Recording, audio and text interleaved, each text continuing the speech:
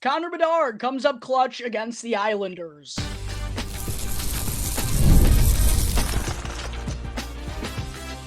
You're Locked On Blackhawks, your daily podcast on the Chicago Blackhawks, part of the Locked On Podcast Network, your team every day.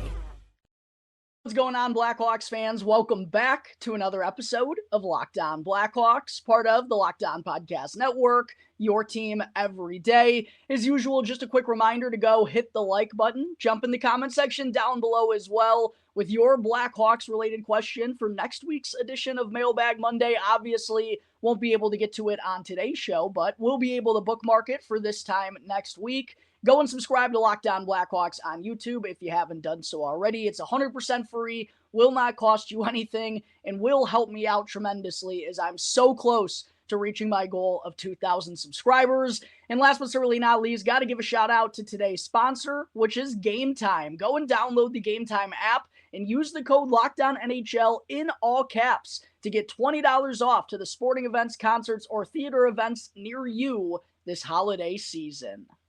All right, good afternoon, everyone. Again, thank you all for joining me on another episode of Locked On Blackhawks, your one-stop shop for all things Chicago Blackhawks. Hope everyone's Monday start to their week is off to a lovely start, and always lovely to start the week off talking about a Blackhawks W as the Hawks finally returned home to the United Center following their three-game East Coast road trip for the back end of their weekend back-to-back against the New York Islanders.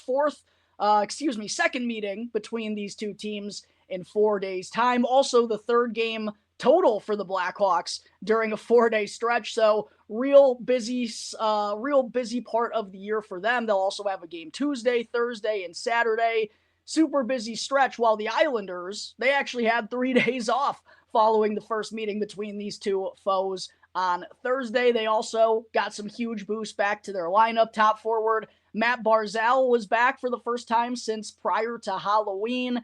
Adam Pelech also back on the blue line for them, one of their two best defensemen. So wasn't going to be an easy one for the Blackhawks going against a little bit of a fresher and rejuvenated Islander squad. However, the opening 40 minutes, you really didn't even have to watch it. It played out just as typically as we've seen basically every Blackhawks game play out so far this year. Hawks took a 1-0 advantage in the opening 20. Teuvo Teravainen with a nice feed to set up Ilya Mikheyev. 20th time now in 31 games this season, the Blackhawks have been the team to score first. The two teams would go on to trade goals over the next 30 minutes or so, leading to the Blackhawks having a 3-2 advantage going into the third period. But we know those third periods have been so pesky for this bunch this year. The Hawks, in 31 of their games, in 30 of them, they've either had the lead, been tied, or trailed by only one single goal through 40 minutes.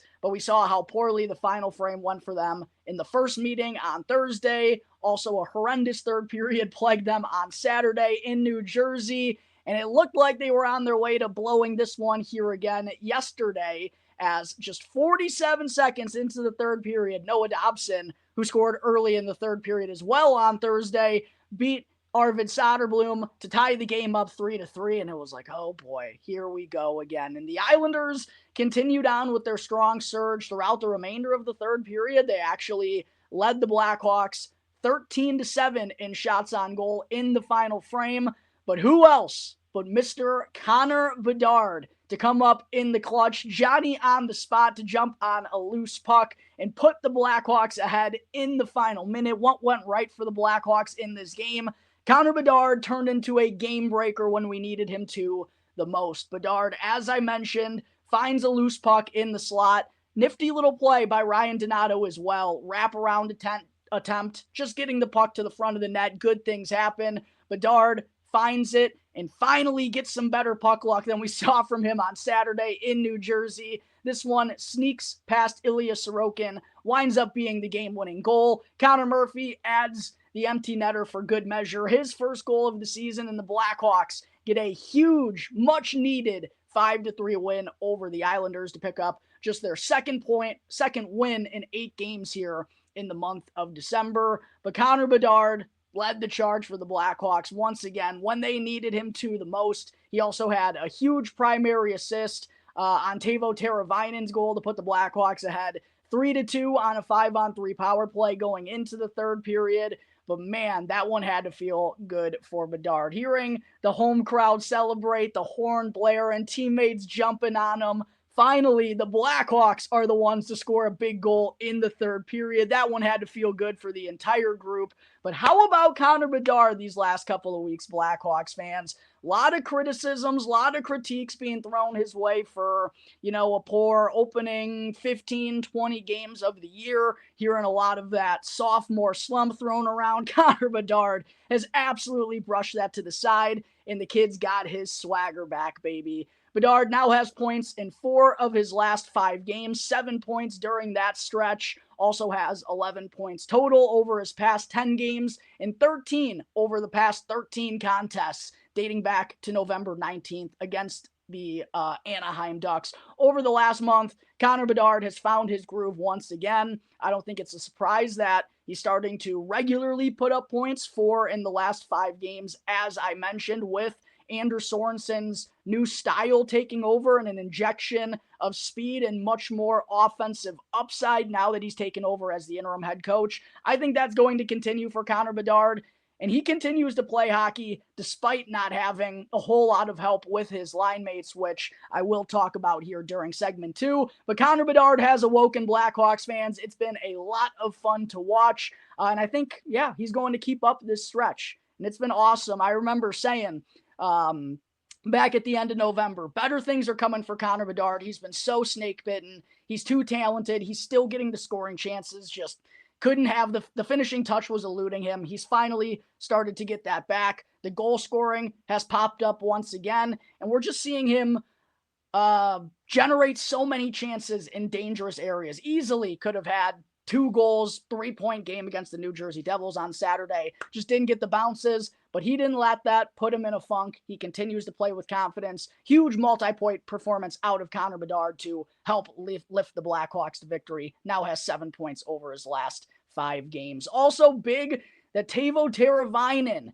came to play for the first time in a while. Teuvo with a 3-point performance, playing on the third line, might I add, with Jason Dickinson and Ilya Mikheyev. Captain Nick Foligno, unfortunately, wasn't able to play in this game as he was out due to an illness, which I think is going around and affecting a lot of folks this time of the year. I've been sick already twice here in the month of December, and since the temperature has kind of taken a little bit of a turn. But so good to see Teuvo Teravainen have this type of performance. I mean, he's been down in the bottom 6, had some opportunities to prove himself with Connor Bedard, but just nothing really was going his way.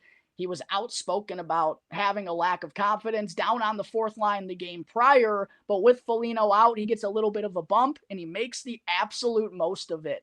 Referenced earlier, he had a great feed to set up Ilya Mikheyev from behind the net to get the Blackhawks on the board early. Also had another primary assist to feed Taylor Hall for a one-timer to put the Blackhawks back ahead 2-1, and then had the one-timer on a power play goal to put the Blackhawks ahead 3-2 going into the third. So 3-point performance out of Teuvo Teravainen. The first time he's had a multi-game effort since way back on October 17th against the San Jose Sharks nearly 2 months ago.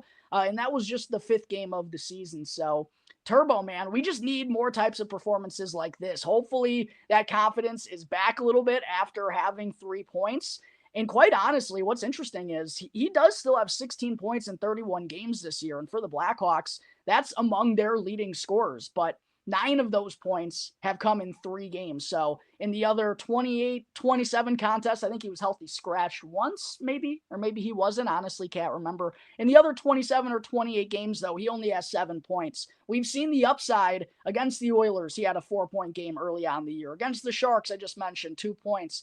Last night against the Islanders, 3-point performance. We know the upside is in there. We just got to see it a little bit more consistently out of Teuvo Teravainen, and hopefully that starts to get him going a little bit more. Also, just got to give another shout out to my boy, Alex Vlasic.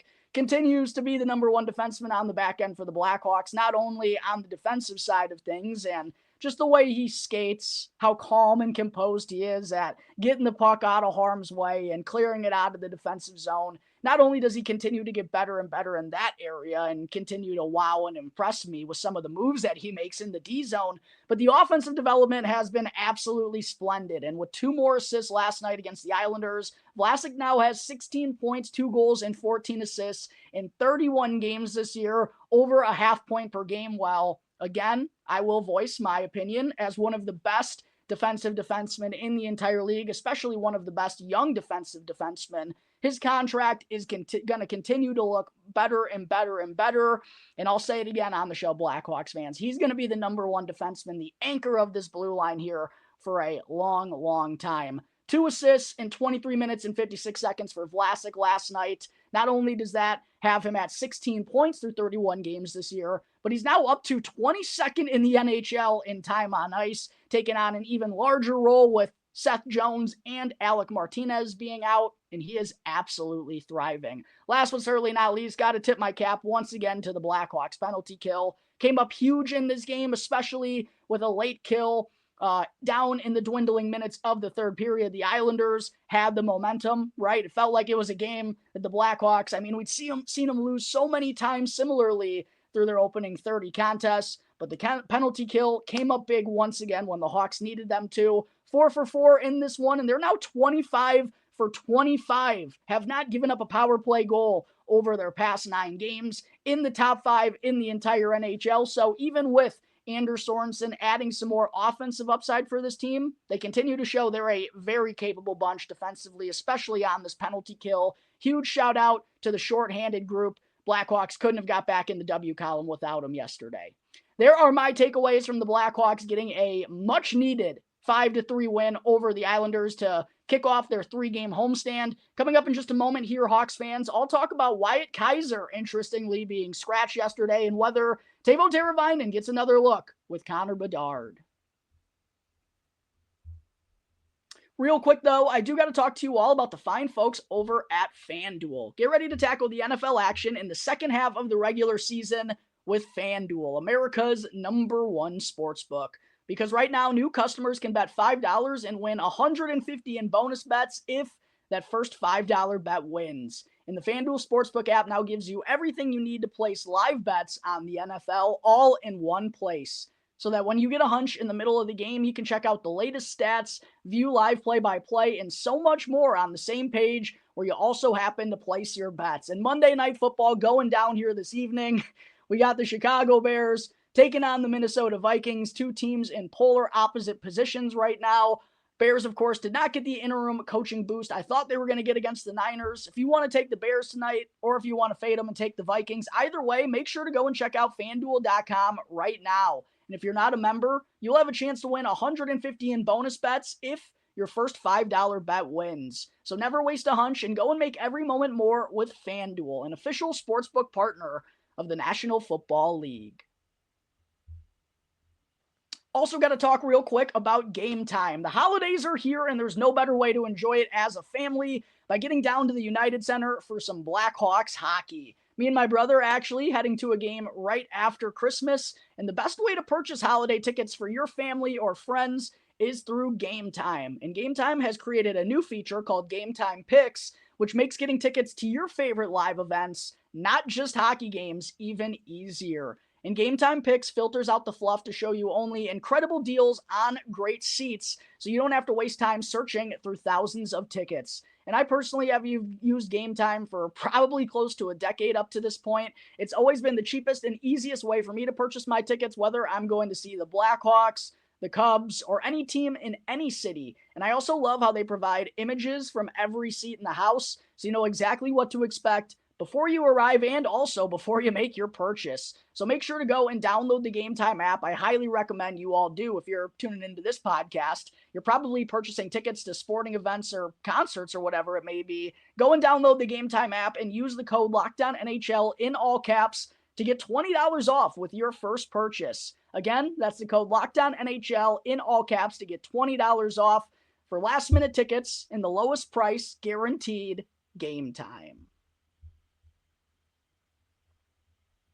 Back here on the Locked On Blackhawks podcast, part of the Locked On Podcast Network, your team every day. Real quick, just wanted to say thank you to everyone for making Locked On Blackhawks your very first listen. Here to start off your week. For your second listen, go and check out the Locked On Fantasy Hockey podcast so that you can become a fantasy hockey expert and get the edge over your league mates with daily tips from Steal and Flip. And you can easily find the link to Locked On NHL, Locked On Fantasy Hockey, not Locked On NHL. The link to Locked On Fantasy Hockey down in the description of this video, or you can simply search on YouTube and wherever you may be listening to your podcast. Part of the Locked On Podcast Network, your team every day. Segment 2, I did want to be sure to mention real quick that not only did Captain Nick Foligno come out of the lineup yesterday against the Islanders, as unfortunately he was sick. Craig Smith didn't play for a second consecutive game due to a back injury. We'll see if he'll be healthy enough to go and rejoin the Blackhawks' fourth line when they take on the Washington Capitals tomorrow.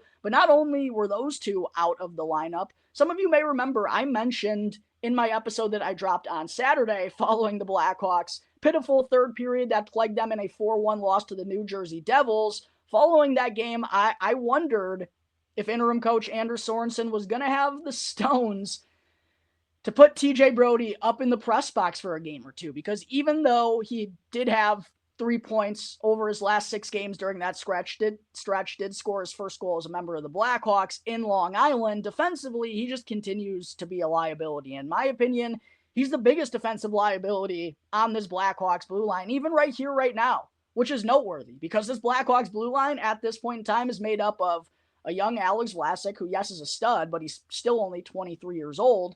Wyatt Kaiser, even though he's had his hiccups, which I'll get to here in just a second, I think he's been better than TJ Brodie. Connor Murphy's certainly been better than TJ Brodie. Even Nolan Allen, who's in his rookie NHL campaign, I think looks better than TJ Brodie. And Brodie was on the ice, pretty big impact on 2 of the 4 goals that the Devils scored there in that third period. I wonder if because of that, Anders Sorensen was going to have the stones to send him up in the press box to also get Louis Crevier a game of action, because I think some of us might have even forgotten that Louis Crevier was still up on the NHL scene, had been serving as the Blackhawks' 7th defenseman, I think, for 4 consecutive games, I believe it was. And with him still being at the prospect stage, yeah, he has been at the pro level these last couple of years, but still, you want to get him some game action. You don't just want him watching from the press box and practicing, not picking up game reps consistently. You'd rather have him down in Rockford, honestly, than just having him as the 7th defenseman. So I did imagine that it would be a good time for the Blackhawks, especially coming off of the back end of a back-to-back, a busy stretch for them. I thought it was going to be a good opportunity for Louis Crevier to get in the lineup, and that was something I mentioned in that post-game episode that I dropped on Saturday. Well, Louis Crevier did wind up getting back into the Blackhawks lineup yesterday, but it wound up being in place of Wyatt Kaiser, who, yes, I understand, made a bonehead decision, a terrible, terrible read in the defensive zone that led to the New Jersey Devils game-winning goal in that one, turned the tides in the favor of the Devils. The Blackhawks were never able to get their momentum back.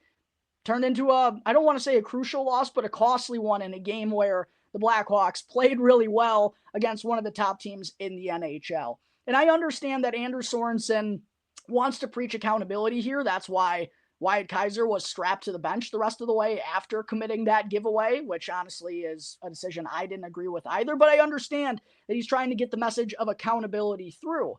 And also, with it being the back end of the back-to-back, 3 games in 4 days, perhaps it was a good time to get Wyatt Kaiser out of the lineup to give him a little bit of a breather. I do understand that. However, I still don't think Wyatt Kaiser was the right man to be called out of the Blackhawks lineup. To me, you take out either TJ Brodie or Nolan Allen before you take out Wyatt Kaiser. And I also wanted to bring this up about the Wyatt Kaiser point. I voiced my displeasure about this decision prior to the Blackhawks puck drop yesterday afternoon against the Isles. And someone in the response, and I'm not calling them out, I just think this is a good time to kind of talk about this a little bit more. Someone responded to my post saying, do you follow hockey game score or hockey game cards? Which I do, by the way. I post the game score impact card after every single Blackhawks game. So I do check out those hockey game score cards. But what they said was Kaiser has been at the bottom these last couple of games. Could be a good time to get him out of the lineup. And I think this is a good time to remind everyone that analytics are not the end-all be-all. And a good example of that was Saturday against the New Jersey Devils. You know who was below Wyatt Kaiser in hockey game score on Saturday in New Jersey? It was Alex Vlasic. He had the worst hockey game score out of anyone in the Blackhawks lineup in that game because he was on the ice for 2 goals against in the third period, neither of which I really thought he was the one to blame. Maybe you could have put some blame on him for the Timo Meier goal there, the 4th one, but other than that, you can't really blame him for any of those goals. So that's why I think it just serves as a good reminder that analytics aren't the end-all be-all. They help tell the story. They help give you a little bit of knowledge so you can come to a full conclusion. They aren't the full conclusion in and alone of itself, because I'll tell you what, Alex Vlasic was not worse defensively than TJ Brodie was in that game Saturday in New Jersey. And yeah, Wyatt Kaiser was on the ice for a couple of goals against, and I'm not even denying that. He's made some rookie mistakes and there have been some hiccups along the way, but I still think for the larger parts of the game, if you're watching, and this is why you combine the eye test with the analytics and come to a whole conclusion here, or at least that's what I like to do and try to do. Wyatt Kaiser, in terms of the eye test, has absolutely made noticeable strides compared to last season. He looks much more confident in the own zone. He looks like he trusts himself to make the right play and use his stick to break up plays, or just has more confidence in the dirty areas to get the job done, right? He's making much more confident reads. His gap control has been much better.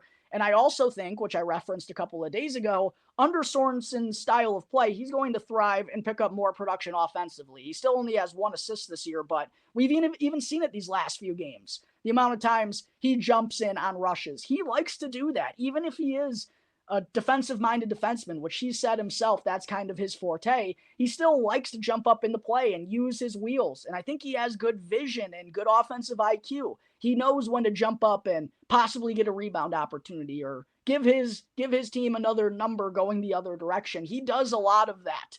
So yeah, there are still blunders in between, but to me, Wyatt Kaiser was not the one you take out of the lineup. And quite honestly, I'm sure he'll be the first to admit that was a very costly mistake he made in New Jersey, but I'm sure he's still not happy that he's the one that has to go into the press box because of it, when I think he has been, especially one thing that's being forgotten, he's having to play a much larger role right here, right now, than he would otherwise if the Blackhawks were healthy and had Seth Jones and had Alec Martinez. Wyatt Kaiser has had to have been a 19, 20-minute top 4 defenseman for the Blackhawks this last stretch of games, and for the most part, he's handled himself well. So personally, I didn't agree with the decision. I do understand what Sorensen is trying to do and get that accountability message across. And hey, it was a good time to give him a little bit of a breather. I'm not denying that.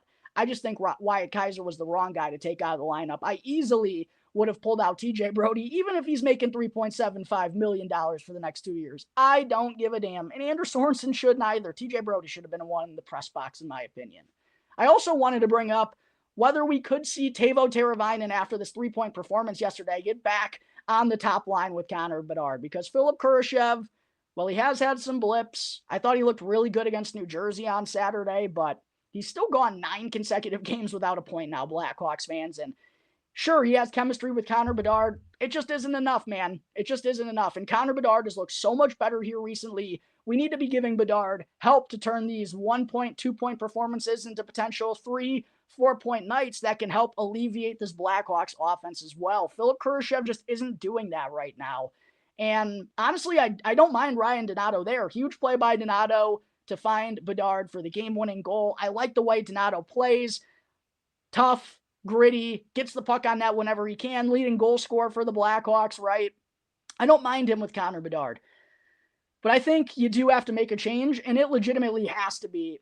I think you have to make a change this next game, and I think it has to be either Teuvo Teravainen or Lucas Reichel. And I've been preaching for Lucas Reichel for so long, but it feels like either Kyle Davidson isn't impressed enough to be in Sorensen's ear, get this guy more time, or he wants Lucas Reichel establishing more of a grit to his game that he can get down on the 4th line with Pat Maroon and learn to be good at cycling the puck along the boards. And quite honestly, he has gotten better at that. So I see what Kyle Davidson or this coaching staff would try to be doing with that.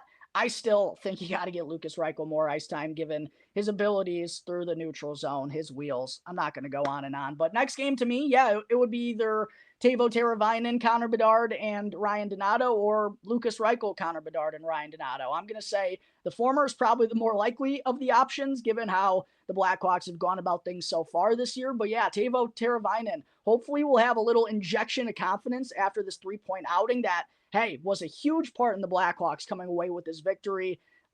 I hope the teammates are giving Teuvo some love, hopefully helping raise that confidence, because it would be big, a huge help to get this Blackhawks offense going even more. Now that Taylor Hall, Tyler Bertuzzi are starting to find their gears, Connor Bedard's coming to life, the defensemen are playing more of an impact. Shoot, if we could get Teuvo Teravainen starting to find his groove as well, that would be a huge addition to this Blackhawks offense. All right, coming up in just a moment here, Blackhawks fans, there is everything I have from yesterday's game against the Islanders. Before I wrap things up, still got to get into our weekly Mailbag Monday fan segment. Real quick, though, I do got to talk to you all about a new sponsor here on the Locked On Podcast Network, which is Rocket Money. Did Rocket Money help you find any subscriptions you forgot about or that you were paying for twice? That definitely happened to me. I had a few subscriptions I didn't even realize I was still paying for. And Rocket Money made it so easy to track them all down. It's like having a personal assistant for your finances. Rocket Money is a personal finance app that helps find and cancel your unwanted subscriptions, monitoring your spending, and also helps lower your bills so you can grow your savings. And Rocket Money has over 5 million users right now and has saved a total of $500 million in canceled subscriptions, saving members an average of $740 a year when using all of the app's premium features. So go and cancel your unwanted subscriptions and reach your financial goals faster with Rocket Money's help. And to get that help, you can go and check out rocketmoney.com/lockedon today. Again, that's rocketmoney.com/lockedon.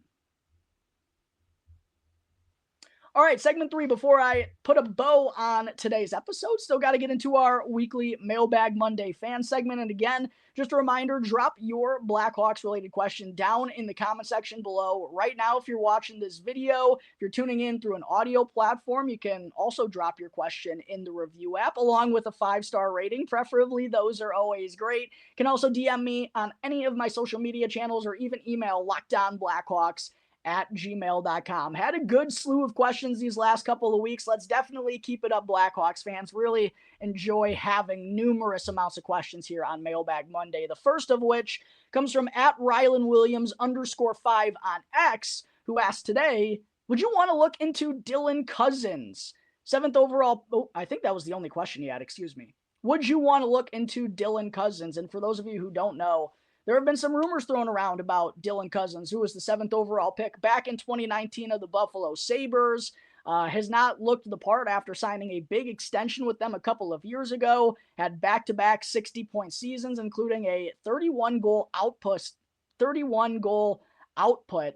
Not back-to-back 60-point seasons. Apologies, I misspoke. In 2022-2023, he had 68 points along with 31 goals. Last year, he still had 47 points total in 79 games. It was a little bit of a dip, but still good production. But this year, through his opening 31 contests, only 13 points for Dylan Cozens, about to turn 24 years old in February. And there are, some wondering if he could be in for a change of scenery. As far as whether the Blackhawks should be interested, I mean, absolutely, they should be kicking the tires whenever there is a former prospect that has some upside possible. You should be, if you're Kyle Davidson at this point of the Blackhawks, you should be at least seeing what the going rate is for. If there's a guy like, Dylan Cozens potentially out there. Trevor Zegras is a name that's been thrown around, right? There's a lot of rumors involving prospects who just haven't worked out by their teams that have been drafted for them. The Blackhawks should be kicking the tires on all of them.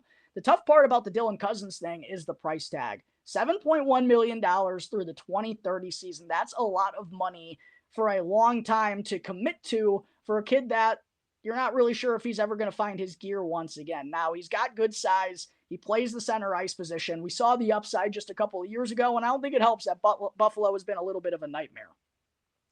But also, what you got to consider from a Blackhawks fan's perspective is, what do the Blackhawks have that the Buffalo Sabres want? They would probably either want a super high-end prospect, draft picks or players that would help them right here, right now. And in terms of prospects, they have a lot of defenseman prospects. Forward prospects is probably what they would want, I would imagine. You replace Dylan Cousins with another forward prospect or a high draft pick. I just don't really know if the Blackhawks have what the Sabres would be interested in. And also, I don't know if exactly the type of prospects that the Sabres would like to retrieve for Dylan Cousins is what, Kyle Davidson would be willing to part ways with. It would probably have to be a pretty high-end forward prospect, like maybe a Sasha Boisvert, like a Marek Vanacker, and then you'd have to add on to that as well. I've seen people throw around Philip Kurashev and Connor Murphy.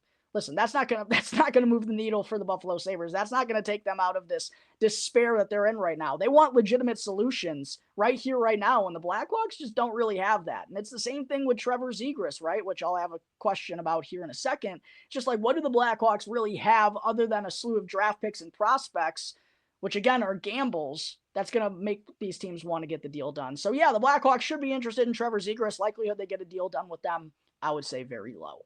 Next question comes from Open Road 89, who asked, after these 4 games, does Korch stay up in the NHL or do they send him back down? I think he's good enough to play in the NHL this season. Hasn't looked out of place. Very small sample size for Korchinski, but I agree. He hasn't looked out of place. And like Wyatt Kaiser, he looks better than the year prior, and it's been pretty noteworthy. I would still say the probably smart decision would be to send Kevin Korchinski back to Rockford.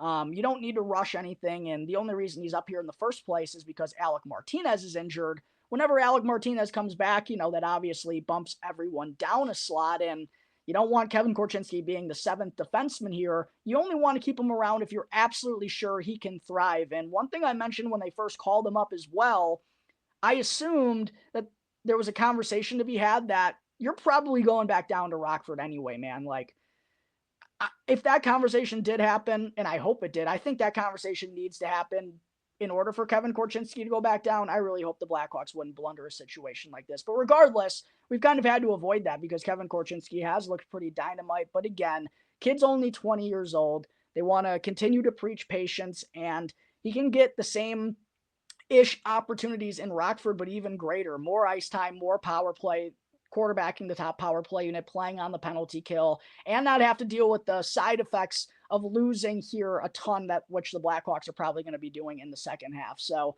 I assume Kevin Korchinski is going to be back. If the situation were different, could he stick around right here, right now? If the Blackhawks needed him to be an impact player and help get them over the hump, yeah, I think it could be different. But honestly, I do expect Kevin Korchinski to go back down to Rockford fully. Next question, at Mr. Ed315, who asked, which Blackhawks are worthy of receiving lumps of coal from Santa for their play this season? Absolutely love the question. Philip Kurashev and TJ Brodie are really the two that comes to mind. I mentioned Kurashev, no points in the last 9 games. Brodie's been starting to chip in more offensively, and he has been better than he was at the beginning of the year, at the start of his Blackhawks tenure, but still really hasn't been great whatsoever. Those are the two guys that think are really killing the Hawks right now.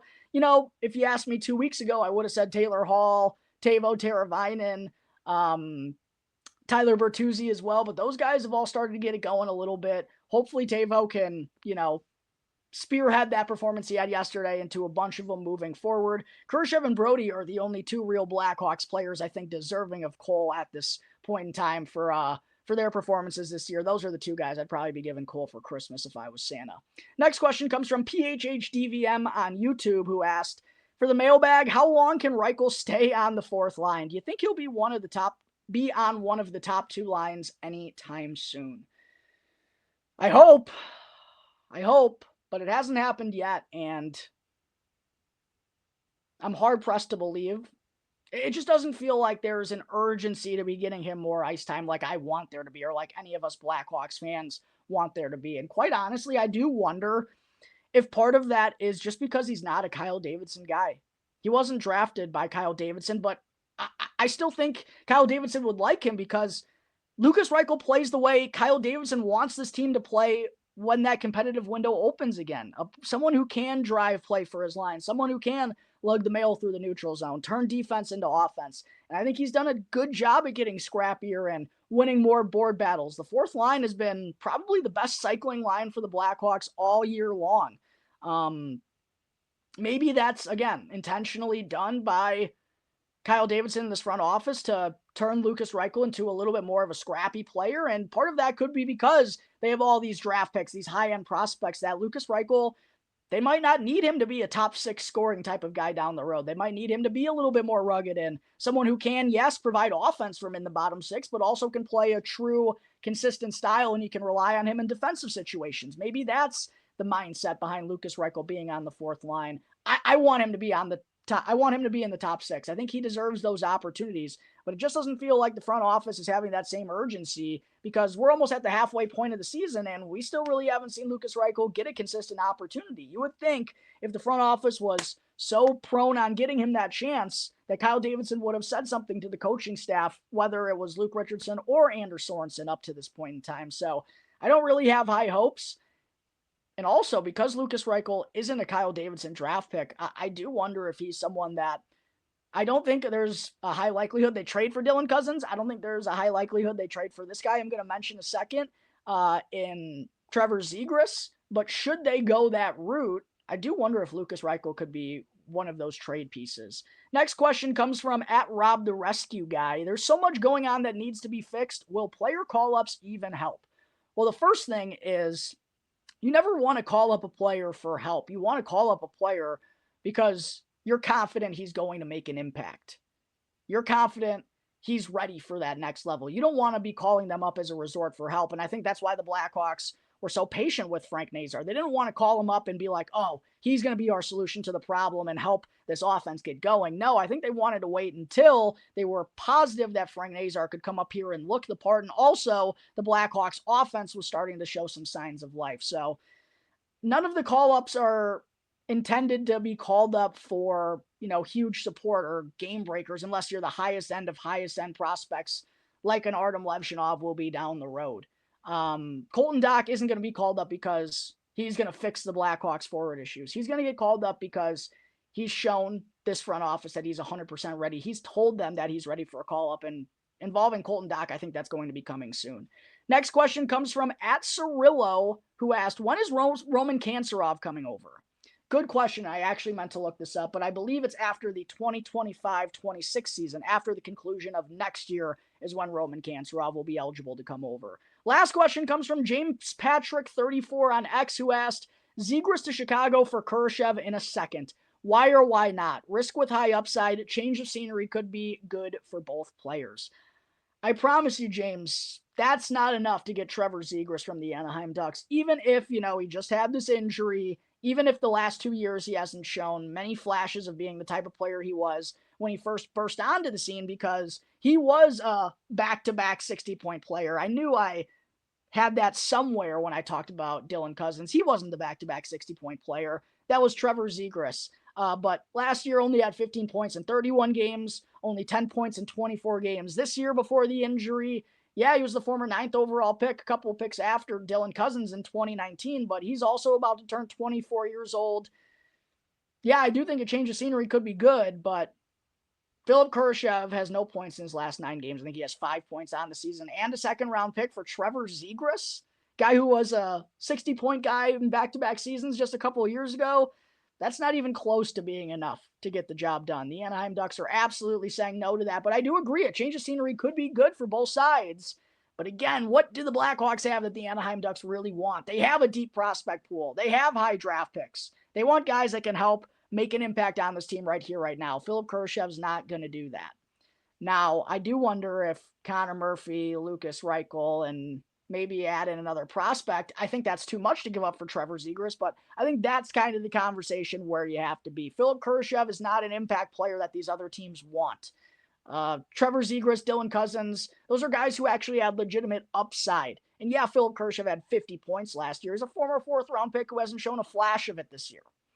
Not in the same category as Trevor Zegras or Dylan Cousins. I do think they're guys the Blackhawks should be kicking the tires on. I just think it's very unlikely they ultimately get a deal done because the Blackhawks just don't really have the pieces to offer those teams that they would agree upon. I just see it being very hard-pressed that these teams wind up making a deal with one another.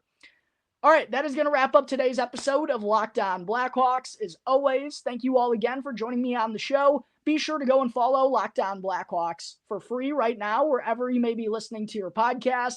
and to go and subscribe to Locked On Blackhawks on YouTube. That way, you can get the latest episode as soon as it's uploaded each and every day. And as always, I'm your host, Jack Bushman. You can go and find me on X at Jack Bushman2, but be sure to follow my Strictly Blackhawks account at Talkin' Hockey for all the latest Blackhawks news and updates. So until tomorrow's episode, everyone, have a great rest of your day. I'll see you next time on the Locked On Blackhawks podcast, part of the Locked On Podcast Network, your team every day.